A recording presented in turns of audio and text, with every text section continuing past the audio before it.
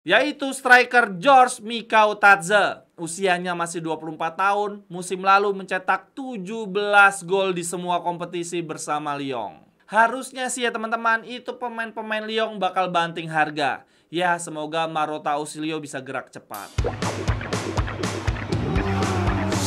Jerewetan ceking kita, nyerewetin apa aja.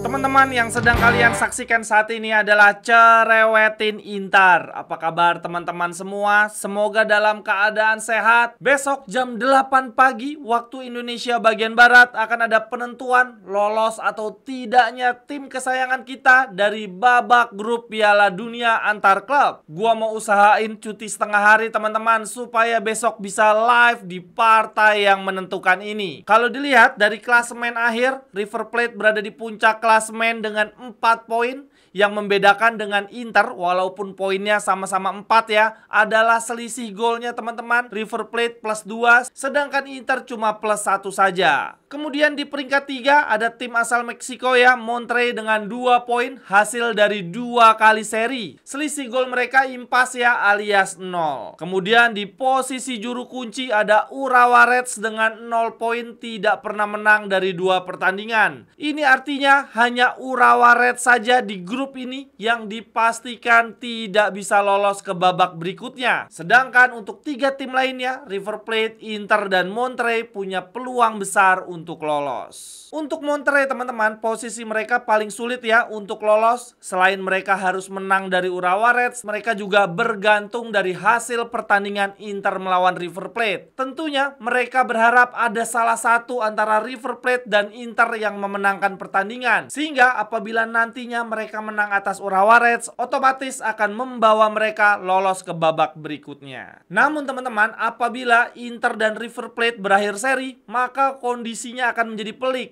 Bahkan peliknya bukan cuma untuk Monterrey ya, tetapi juga untuk kedua tim lainnya. Karena artinya di grup ini, di grup E akan ada 3 tim dengan poin yang sama, yaitu 5. Dengan demikian teman-teman, apabila ada 3 tim poinnya sama, maka yang dilihat berikutnya adalah selisih gol dan kemudian produktivitas gol. Oleh karenanya, di pertandingan terakhir babak grup Piala Dunia, khususnya grup E ini, kita bukan hanya akan disuguhkan pertandingan yang menarik, pertandingan hidup mati. Selain itu, mungkin saja akan terjadi banyak gol. Karena semua tim kini bukan hanya berhitung soal poin, tetapi juga produktivitas dan selisih gol. Ini kalau dilihat-lihat dari klasemen terakhir, yang paling diuntungkan tentu saja River Plate. Mereka ada di posisi pertama dengan selisih gol paling tinggi dibandingkan yang lainnya. Mereka cukup memastikan tidak kalah saja di pertandingan terakhir, maka River Plate dipastikan lolos ke babak berikutnya. Sedangkan untuk tim kesayangan kita, kondisinya jauh lebih kompleks ya. Namun yang pasti, kalau Inter mau lolos tanpa perlu bergantung hasil pertandingan lain, ya sudah, kalahkan River Plate. Yang sangat disayangkan adalah kemenangan kita atas Urawa Reds cuma selisih 1 gol saja. Karena dengan demikian, apabila Monterrey di partai terakhir melawan Urawa Reds, mereka bisa menang besar, unggul lebih dari 1 gol. Kalau demikian teman-teman, berarti ya sudah, kita harus terima di posisi klasemen kita akan ada di bawahnya Monterrey karena kalah selisih dan produktivitas gol.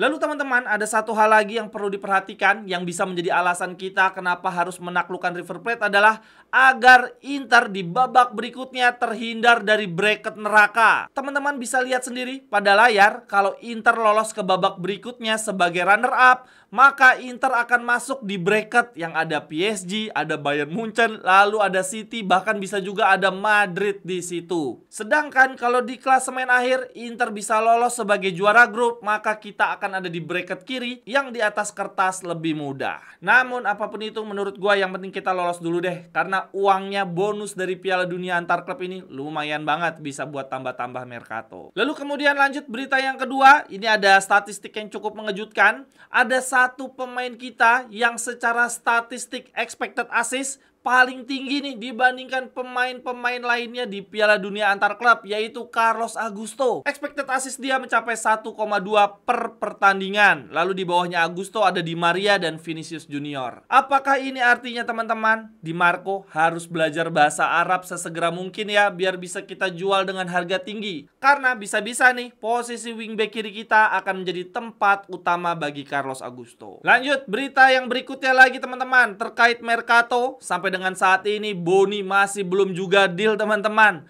Tetapi banyak yang mengatakan ini cuma soal waktu saja. Nah, target Mercato Inter berikutnya masih berkutat di soal penyerang. Inter mencari striker baru yang akan menjadi pelapis Lautaro Martinez. Karena untuk Boni, kalau dilihat dari karakteristiknya, dia akan menjadi pelapis dari Marcus Thuram. Namun teman-teman, untuk mewujudkan bisa mendatangkan striker baru, tugas pertama yang perlu dilakukan oleh Marotta Ausilio adalah melepas Taremi terlebih dahulu, yang sampai saat ini masih terjebak di negaranya. Sejauh ini, dari berita Gazeta dan Sky Sport, Taremi diincar oleh Besiktas, Nottingham Forest, dan Fulham. Dan apabila nanti Inter sudah berhasil melepas Taremi, target striker Inter berikutnya adalah penyerang MU Højlund. Tetapi teman-teman, sayang sekali dari berita yang gua baca ya, MU cuma mau melepas Højlund dengan status permanen. Sedangkan dari sisi Inter cuma kuat menawar Højlund dengan status pinjaman dan opsi tebus. Aduh, Inter uangnya dikit banget. Kemudian lanjut berita yang berikutnya lagi, masih terkait Mercato, khususnya pencarian Inter untuk pemain lini depan ya sebagai pelapis Lautaro. Hari ini teman-teman, gue baca berita ada satu klub besar, klub bersejarah Eropa yang dinyatakan bangkrut ya, mengalami kesulitan finansial, yaitu klub asal Prancis Olympique Lyon. Namun teman-teman, gue melihat ini seharusnya bisa menjadi peluang nih bagi Marotta Ausilio. Karena kalau gue lihat-lihat skuadnya Olympique Lyon, buset deh isinya, ini bagus-bagus banget teman-teman. Banyak pemain potensial. Gue melihat setidaknya ada 3 pemain Lyon yang cocok banget nih sama Inter, baik dari sisi teknis maupun dari segi usia. Karena saat ini Inter mengincarnya pemain-pemain muda. Pemain Lyon yang pertama yang menurut gue cocok direkrut oleh Inter adalah Thiago Almada. Gelandang tengah ya, gelandang serang, usianya masih 24 tahun. Menurut gue kalau Inter gagal merekrut Nico Paz, bisa banget nih ngambil Thiago Almada. Lalu kemudian pemain yang kedua ada Malik Fofana, usianya masih 20 tahun. Ya, ini posisinya sebetulnya agak maksa sih. Dia posisi naturalnya adalah penyerang sayap kiri. Tetapi kalau musim depan Cifu mainin formasi 3-4-2-1, Malik Fofana masih bisa banget berposisi sebagai gelandang serang yang berada di belakang striker. Lalu kemudian pemain lainnya yang menurut gua paling cocok nih untuk kita rekrut, yaitu striker George Mikautadze. Usianya masih 24 tahun, musim lalu mencetak 17